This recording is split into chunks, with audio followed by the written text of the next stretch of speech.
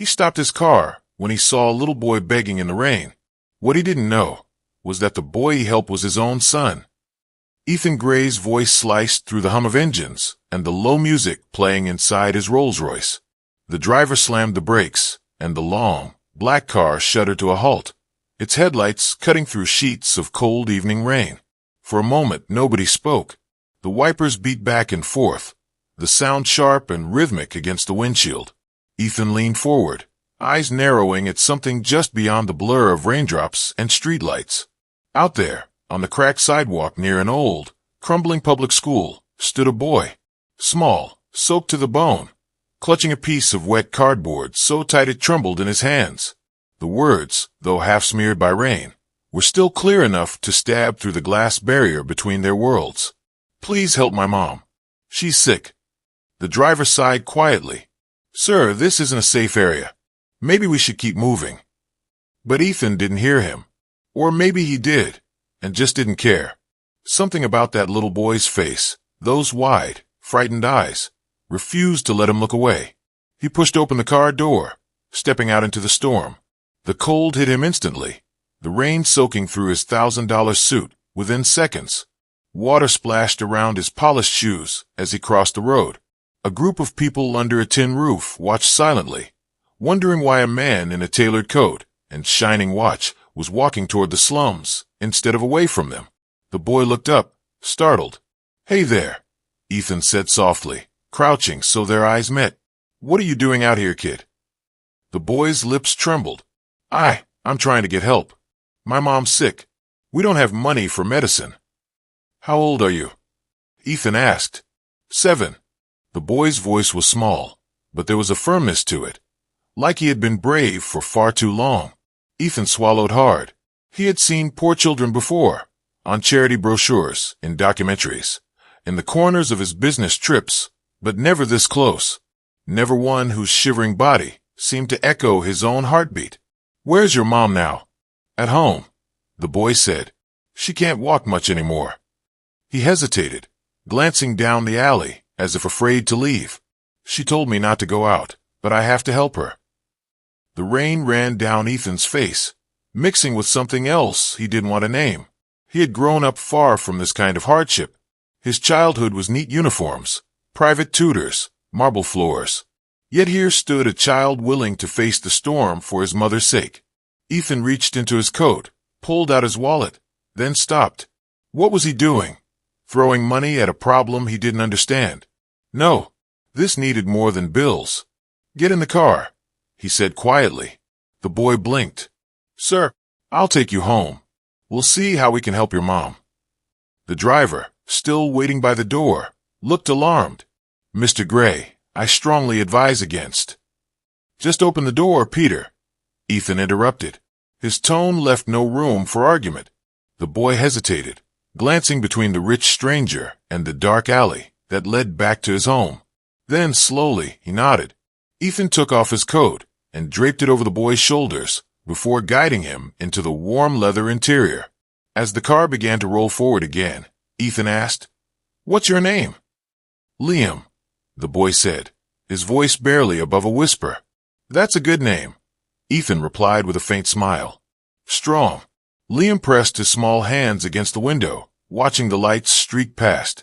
The city outside changed quickly, from towering glass offices and luxury stores to broken buildings and flooded lanes. It was a drive of only 10 minutes, but it felt like crossing into another world entirely. Ethan glanced at Liam again.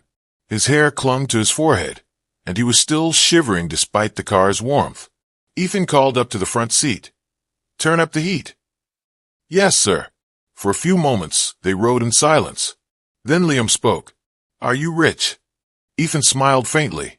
"Kids were always honest. Some people say I am." "Then you must be really lucky," Liam said, staring out the window. "You can buy medicine whenever you want." Ethan's smile faded. Lucky. The word hung heavy in his chest. He had money, yes, but most days it didn't feel like luck. It felt like pressure. Endless meetings, fake smiles, people who only cared about his signature on a check. "What about you, Liam? Do you go to school here?" "I used to," he said quietly, "but Mom got sick. I stay home now. Ethan nodded, not trusting his voice. He wanted to say something comforting, but the truth was, he had no idea what comfort sounded like anymore. The car slowed as they turned onto a narrow street lined with old brick buildings. Rainwater poured from the rooftops into open drains. A few lights flickered weakly through cracked windows. Liam pointed to a staircase halfway down the block. That's where we live. The driver parked. Ethan opened the door again, following the boy up the wet steps. The railings were rusted, and the walls smelled of damp and dust. When they reached the top, Liam pushed open a door made of thin wood. Inside, the air was warm but heavy, filled with the scent of boiled rice and medicine. A small lamp flickered on a table beside an unmade bed. And there, sitting up against a stack of pillows, was a woman. Her face was pale, her frame fragile, but her eyes, when they lifted, were familiar in a way that made Ethan's breath catch. "Ethan," she whispered. He froze. The years seemed to collapse between them, every memory slamming back at once. The laughter, the fights, the night they promised to chase dreams together before life pulled them apart. "Maya," he breathed. The little boy looked between them, confused. "You know my mom?" Ethan didn't answer. He couldn't. He just stood there in the doorway, drenched from the rain, heart pounding louder than the storm outside, realizing that fate had just led him straight back to the one woman he thought he'd lost forever. And the child he had just helped, her child, was standing right beside him. The car rolled slowly down the narrow lane until it stopped in front of a faded, two-story apartment building that looked like it had survived too many storms and too little care. The paint peeled from the walls like old paper, and water dripped from a broken gutter onto a cracked stairway. Ethan looked out the window, his brows furrowing. The luxury of his Rolls-Royce felt painfully out of place here, like a diamond dropped in the mud. "This is where you live?" he asked softly. Liam nodded, clutching the oversized coat Ethan had wrapped around him. "Upstairs," he said, pointing toward a narrow staircase that creaked even under the weight of raindrops. Before Ethan could say anything else, the boy darted out of the car and ran up the steps, calling out, "Mom, someone's here to help." Ethan followed more slowly, his expensive shoes splashing through shallow puddles.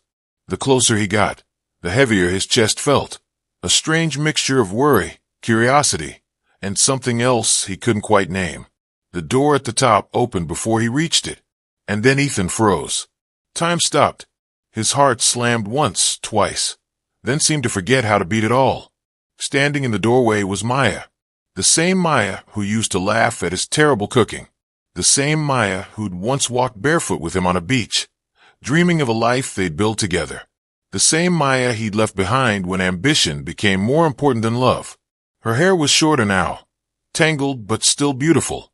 Her skin was pale, her cheeks thinner, but her eyes, deep brown, warm even through exhaustion, hadn't changed. For a few seconds, neither of them spoke. The rain drummed on the tin roof, echoing in the silence between them. Finally, she whispered, "Ethan, what are you doing here?" He swallowed hard, his throat dry. "Your son. He was outside, asking for help. He said you were sick." Maya's eyes widened in horror. "He was what?" She turned toward the boy. "Liam, you went outside again." Liam looked down guiltily. "I just wanted to help, Mom. You didn't have your medicine." Maya sighed, her hand trembling slightly as she brushed his hair back. "You could have gotten hurt. You know I told you to stay in." Ethan stood in the doorway, feeling strangely like an intruder in a life that wasn't his anymore. When she finally turned back to him, she tried to smile, though it faltered halfway. "I didn't want him doing that. I'm sorry you got dragged into this." He shook his head quickly. "Don't apologize, Maya. I'm just glad I could help." She stepped aside. "You might as well come in. It's pouring out there." Ethan hesitated only a second before stepping inside. The air was warm but heavy with the scent of damp clothes and medicine. The room was small, barely large enough for a single bed, a cracked dresser, and a table cluttered with unpaid bills and empty pill bottles. It was the kind of room that screamed of hard days and long nights. He looked around quietly, his chest tightening. "This is where she lives now. You can sit," she said softly, pulling out a chair. It's not much, but... He sat carefully, as if afraid the chair might collapse. Maya, he began, his voice gentle. What happened? You were always the strongest person I knew. She let out a small laugh, not one of humor, but of disbelief. Life happened, Ethan. After you left, I tried to keep things together. I worked at a cafe for a while, then at a bookstore. Things were fine until I got sick. He looked at her hands. They were trembling slightly as she poured tea into 2 chipped cups. Doctors said it was something with my lungs.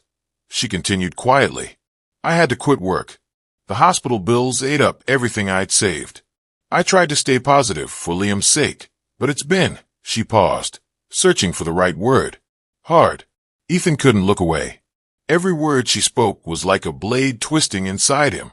I could have helped, he said finally, if I'd known. She cut him off gently. Ethan, you had your dreams. I didn't want to be the reason you gave them up. You were meant for bigger things. He clenched his fists. And what did it get me? Money? Power?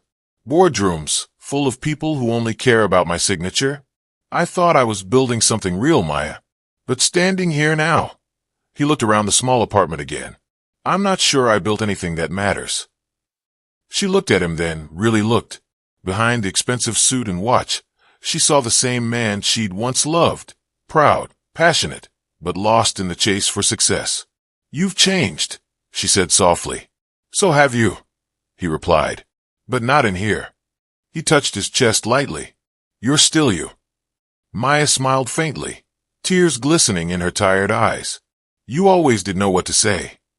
Before either could speak again, Liam ran up with a glass of water for his mother.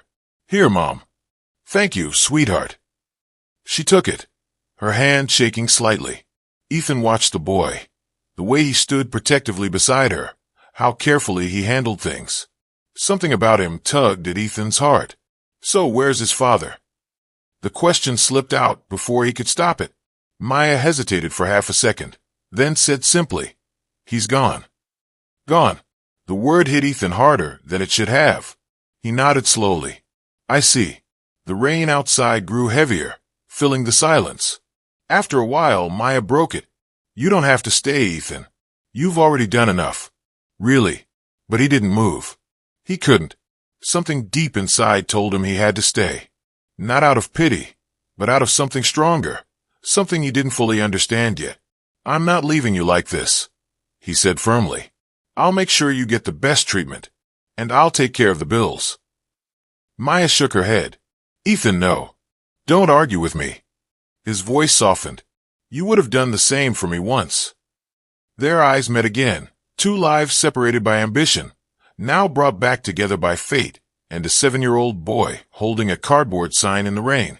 Ethan didn't know what tomorrow would bring, but as he watched Maya and Liam together, one thing became clear. He couldn't walk away this time. The days that followed moved slowly, like a gentle wave reshaping everything Ethan thought he knew about himself. At first, he told himself it was just temporary help. A few doctor visits, some medicine, a bit of renovation to make Maya's place livable again. But soon, helping became a habit. Habit turned into concern, and concern became something deeper, something that had nothing to do with money. Every morning before heading to his office, Ethan would call the doctor for updates. Every evening, he'd stop by the apartment, always bringing something: fresh fruit, medicine, books for Liam. The neighbors had started whispering. Why was a billionaire spending his nights in this forgotten part of the city? But Ethan didn't care. For once, he wasn't living for headlines. He was living for them. Maya's color had started to return. Her cheeks weren't as pale, and she could move around without coughing. She was still weak, but she smiled more now, real smiles, not the forced ones she used to give her son to keep him from worrying. And Liam, that boy was sunlight in human form. He was bright, curious, and endlessly talkative. One minute he'd ask Ethan what it was like to ride in a jet. The next, he'd be explaining how he wanted to design the tallest building in the whole world. You'd better hurry up, Ethan would tease. Someone else might build it first. Liam would grin. Then I'll build one taller. Ethan laughed more in those few weeks than he had in years. His office, once a cold fortress of glass and steel, began to feel alive again whenever Liam visited. On one visit, Ethan was buried in paperwork when he heard a small voice behind him. "Mr. Gray." He turned to see Liam holding a sketchbook almost as big as his chest. "Look what I drew." Ethan took the paper and smiled. It was a surprisingly detailed drawing of a huge skyscraper surrounded by cars, parks, and a helicopter on top. "This is incredible, Liam. You really made this yourself." "Yep, that's your office," Liam said proudly. "And this?" He pointed to a tiny figure standing on top of the building. "That's me." Ethan chuckled. "Standing on top of the world already, huh?" Liam shrugged with a playful grin. "Mom says if you dream small, you stay small." That line hit Ethan harder than he expected. It sounded exactly like something Maya would have said years ago. The same fearless optimism she used to carry before life wore her down. He looked at the drawing again, his smile softening. "Your mom's right, Liam. She's always been right about that." Later that afternoon, Maya called Ethan. "You didn't have to send that tutor, you know," she said over the phone. "Liam's already so excited he's planning to graduate next week." Ethan laughed. "Let him enjoy it. He's a smart kid." "He is," she said quietly. Then after a pause, "He really likes you." The warmth in her voice lingered long after the call ended.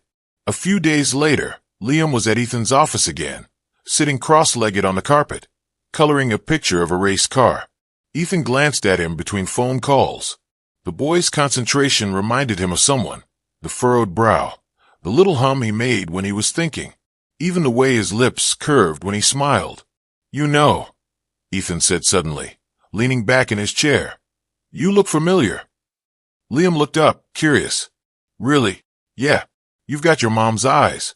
But something about your smile." He tilted his head. "I've seen it before." Liam giggled, showing a small gap in his teeth. "Mom says I look like her, but people say I smile like my dad." "Your dad, huh?" Ethan asked, pretending to sound casual, though something inside him tightened. "Where is he?" Liam shrugged lightly, still focused on his drawing. "Mom says he's far away." "Far away?" Ethan repeated softly. "Yeah," Liam said. "I asked once if he was coming back. She said maybe one day." The boy didn't sound sad, just matter-of-fact, like someone who had accepted the absence long ago. But the simplicity of it broke something inside Ethan. He stared at Liam, his mind spinning. The boy had Maya's spirit, fierce, kind, resilient. But he also had his stubbornness, his expressions. Even the way he tapped his pencil when he was thinking reminded Ethan of himself. It was probably a coincidence. It had to be. Maya would have told him if Liam was his. Wouldn't she? He tried to push the thought away, but it lingered like a shadow. That evening, after Liam had gone home, Ethan couldn't focus. His meetings blurred together. He kept hearing the boy's voice in his head. "Mom says I smile like my dad." Ethan sat alone in his office, staring out at the city lights, each reflection glinting off the glass walls like pieces of a puzzle he couldn't solve. Could it be possible? Had he really missed something that big? He opened a drawer and pulled out an old photo, the one he kept hidden behind his business awards. It was from years ago, back when he and Maya were still together. She was laughing, arms around him, sunlight in her hair. He looked at that photo for a long time, then at the empty space beside it where he imagined a little boy standing between them. The image felt too right, too natural, to be just fantasy. The next weekend, Ethan stopped by Maya's apartment earlier than usual. She was sitting by the window, sewing a tear in Liam's shirt. "You're early," she said, surprised. "Couldn't stay away," he replied, half smiling. "Where's Liam?" "Out with the tutor. They're visiting the library today." Ethan nodded, his eyes drifting to the photo frame on her table, a small picture of Maya holding Liam as a baby. He swallowed hard. "He's a great kid, Maya." She smiled softly. "He really is. He reminds me of someone." She looked up at him, curious. "Oh, yeah," Ethan said slowly. "Me." The air between them thickened, and for a brief second, her hands froze on the thread. But then she looked away quickly, forcing a light laugh. "You're imagining things." "Maybe I am," he said, but the tone of her voice, the way she avoided his eyes, told him otherwise. That night, as he drove home, Ethan couldn't shake the feeling that fate was laughing at him, that the universe had been playing this long, quiet joke, bringing him back to the woman he'd left and the child he'd never known he had. He gripped the steering wheel, eyes burning.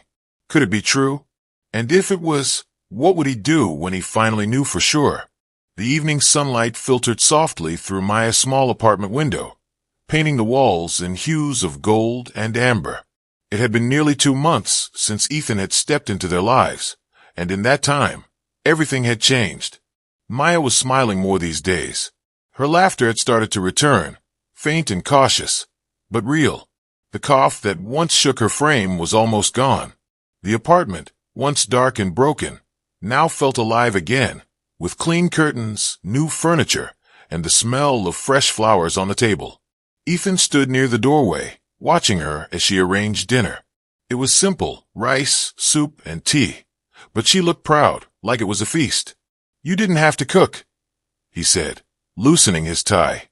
Maya smiled, brushing a strand of hair behind her ear. "After everything you've done, it's the least I can do." He shook his head gently. "You don't owe me anything, Maya. I just want you both to be okay." Her expression softened. "Ethan, I don't even know how to thank you," she whispered. "You saved us." He smiled faintly. "You'd have done the same for me." The air between them grew quiet, not awkward, but tender, full of unspoken words. Ethan felt something stirring inside him, a feeling he thought he'd buried years ago. Before he could speak, the door burst open. "Mom, look what I found." Liam came running in, his small hands clutching a dusty, leather-bound photo album. His eyes gleamed with excitement only children could have when discovering old treasures. "Careful, sweetheart," Maya said quickly, her voice tense. "That's old." But Liam had already run up to Ethan, holding the album out proudly. "Here, Mr. Gray. Look at these. You like pictures, right?" Maya froze. "Liam, wait." But Ethan was already flipping open the cover. The first few pages were harmless. Old childhood photos of Maya, her parents, and a few friends. But then, a page turned, and Ethan's breath caught in his throat. There it was. A picture of him and Maya. Younger. Happier. Standing together on a beach, sunlight behind them, their fingers interlocked like the future itself couldn't break them apart. He remembered that day. It was the summer before he left for his first big business deal overseas. And then the next photo. Maya, smiling shyly, one hand on her stomach, her belly round with pregnancy. Ethan felt his hands tremble as he stared at it. His voice came out hoarse. "Maya, this was taken after I left." Maya stood frozen, her lips parting but no words coming out. He looked up slowly, eyes wide. "Maya's he." Her silence was louder than any answer. Her eyes filled with tears, and her hand covered her mouth. "Yes," she whispered finally. Her voice broke. "Yes, Ethan. Liam is your son." For a long, fragile moment, no one moved. The ticking clock on the wall sounded deafening. Ethan stared at her as the weight of the truth hit him like a wave. His son, the boy who had been sitting in his office, laughing at his jokes, drawing buildings, his son.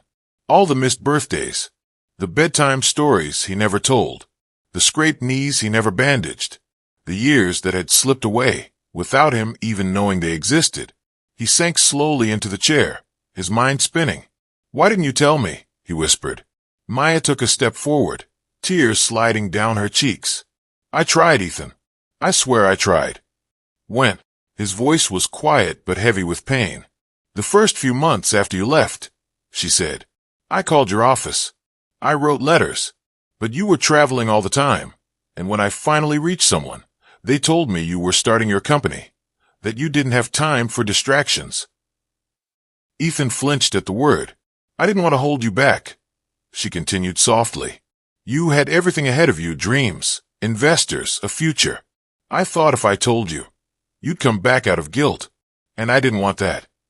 He looked at her, voice cracking. "You think I wouldn't have come back for him? For you?" Maya wiped her eyes. "I didn't know what you'd do, Ethan. I was scared. I didn't want to be a burden, so I promised myself I'd raise him alone." Ethan turned away, staring at the floor, his chest tight. with regret. He wasn't angry, not at her. He was angry at time, angry at himself for being too blind, too focused on wealth to notice what truly mattered. He ran a hand through his hair. All this time, all those years, I had a son and didn't even know. Maya's voice trembled. I never meant for it to be like this. He turned back to her, his eyes wet. I missed everything, Maya. His first steps, his first words, his first day of school. His voice broke completely. I wasn't there for any of it. Maya crossed the room slowly and knelt beside him. You're here now, she said gently. That's what matters. He looked at her, eyes full of pain. But I can't get those years back. No, she said softly. But you can have the ones ahead. For a moment, they sat in silence, both caught between past and future. Then, from the hallway, a small voice interrupted them. Mom, Mr. Gray. Liam stood there, holding the photo album, confusion written all over his face. Why are you crying? Maya quickly wiped her tears. Nothing, sweetheart. We're just remembering old times. Ethan looked at him, really looked, and saw everything he'd missed reflected in that boy's eyes. His own eyes. He smiled weakly. You like those pictures? Liam nodded. Yeah, you look like you and Mom were best friends. Ethan swallowed hard. We were, he said softly. And maybe we can be again. The boy grinned, completely unaware of the storm that had just broken in the hearts around him. As he ran off to the kitchen, Ethan turned back to Maya. He deserves to know the truth someday, he said quietly. When the time's right, she agreed. Let's just take it one day at a time. He nodded, his gaze following the little boy who was, without question, his son. And in that small, warm room, surrounded by old photographs and memories of what could have been, Ethan Gray, the billionaire who once thought he had everything, finally realized how empty success had been without love, without family, without them. He wasn't angry anymore, just heartbroken. Heartbroken at the time he could never reclaim, and at the beautiful, fragile miracle he had almost missed forever. For a long moment, the room was wrapped in silence. The kind of silence that holds 1,000 unsaid words, 1,000 lost years.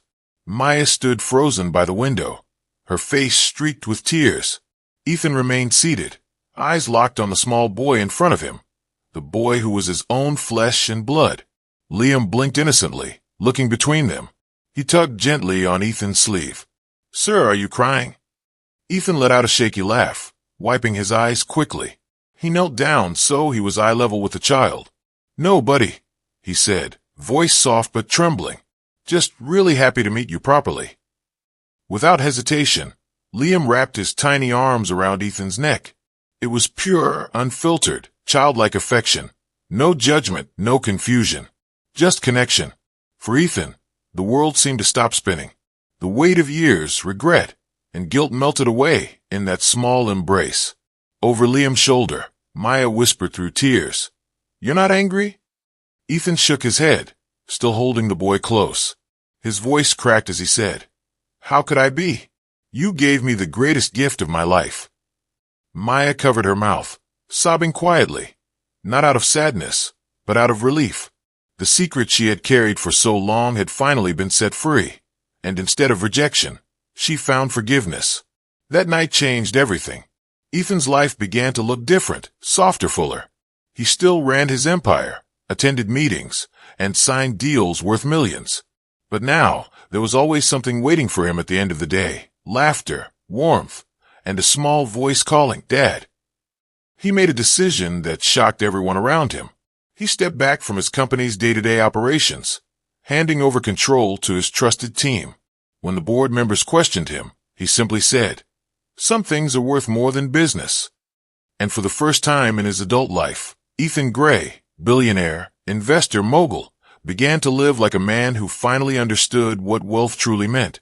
A few weeks later, he surprised Maya and Liam with something unexpected. He drove them out of the city one bright morning, past the skyscrapers and the traffic, until the roads turned quiet and the air smelled like salt and sunlight. Where are we going? Maya asked, curious. Ethan only smiled. You'll see. They reached a small house overlooking the ocean, white walls, a garden full of wildflowers, and a wraparound porch facing the waves. The sea shimmered under the afternoon sun, calm and endless. Maya's eyes widened. "Ethan, what is this place?" He smiled, turning to her and Liam. "Home," he said simply. Liam's jaw dropped. "You mean this is for us?" "For us," Ethan corrected, smiling. "A fresh start. A place where we can be a family, without the noise, without the rush. Just peace." Maya covered her mouth again, overcome. "Ethan, you didn't have to." "I did," he interrupted softly. "I spent years chasing everything money could buy, and all it ever gave me was loneliness. But you too, you're the first thing that feels real in a long time." Her eyes shimmered, and for a moment, neither of them spoke. Then, Liam bolted past them with an excited yell. "Mom! Dad! Look! There's sand!" He ran down toward the beach, laughing, his small feet kicking up shells and foam. Maya laughed through tears, watching him go. Ethan stepped closer, his voice low. "I missed so much of his life, Maya. I can't change that. But I promise, from now on, I'll be there every single day." She looked at him, the man she had once loved, lost, and somehow found again. "I believe you," she said softly. The weeks that followed were like something out of a dream. Every morning, Ethan would wake to the sound of waves crashing outside and the smell of coffee drifting from the kitchen. Maya would hum while cooking breakfast, her health stronger every day. Liam would run into the room, carrying seashells he'd found on the shore. Sometimes Ethan worked remotely, his laptop open while Liam drew pictures beside him. Other days, they'd build sandcastles together on the beach. Ethan, the once busy billionaire who had no time for anything but profit margins, now spent his afternoons helping his son dig moats in the sand. "Dad, look. It's the biggest castle ever." Liam shouted one afternoon. Ethan looked at the uneven pile of sand, then at his son's proud face, and laughed. "It's perfect." When Maya joined them, her laughter mingled with the sound of the waves. For Ethan, it was the sound of peace, the kind of peace no business deal had ever brought him. One evening, the three of them sat on the porch watching the sunset. The sky was ablaze with gold and crimson, the ocean reflecting every shade. Liam climbed onto Ethan's lap, his small hands holding a seashell like it was treasure. "Dad, can I ask you something?" Ethan smiled, brushing the boy's hair from his forehead. "Of course, buddy. Are you the richest man in the world?" Liam asked with innocent curiosity. Ethan chuckled softly, glancing at Maya, who smiled from her chair beside him. "I used to think I was," he said, voice warm. "I had everything money could buy, cars, houses, a company with my name on the door." Liam's eyes widened. "Wow." Ethan smiled, looking out at the horizon. "But none of that made me feel the way I do right now." "How do you feel, Dad?" He paused, taking in the sight before him. The boy resting against his chest, the woman he loved smiling quietly as the sea breeze played with her hair, and the sound of waves whispering against the shore. "I feel rich," Ethan said softly. "Richer than I've ever been. Because now I know what really matters." Liam tilted his head. "Us." Ethan kissed the top of his head. "Exactly." Maya reached over, placing her hand gently over his. The sunset wrapped them in light, soft and golden, like the world itself was blessing their second chance. For a long moment, none of them spoke. The only sound was the ocean, steady, endless, eternal. Ethan thought back to everything he'd built, all the cities he'd conquered with his ambition. And yet, nothing compared to this small, perfect moment, sitting with his family, his heart finally at peace. He wasn't just a billionaire anymore. He was a father, a partner, a man who had learned that true wealth wasn't in the numbers of his bank account, but in the laughter of his son, the kindness of the woman beside him, and the quiet beauty of love rediscovered. As the camera faded on the three of them, watching the sun sink into the horizon, Ethan's voice would echo softly, a final narration for the story that had come full circle. "I spent my life chasing riches, but it turns out the richest I could ever be is right here with them." In the end, Ethan realized that wealth isn't counted in dollars, but in love, forgiveness, and the people who make life worth living. Because sometimes the richest hearts belong to those who lost everything and found love again. If this story touched your heart, don't forget to like, share, and subscribe for more heartwarming stories.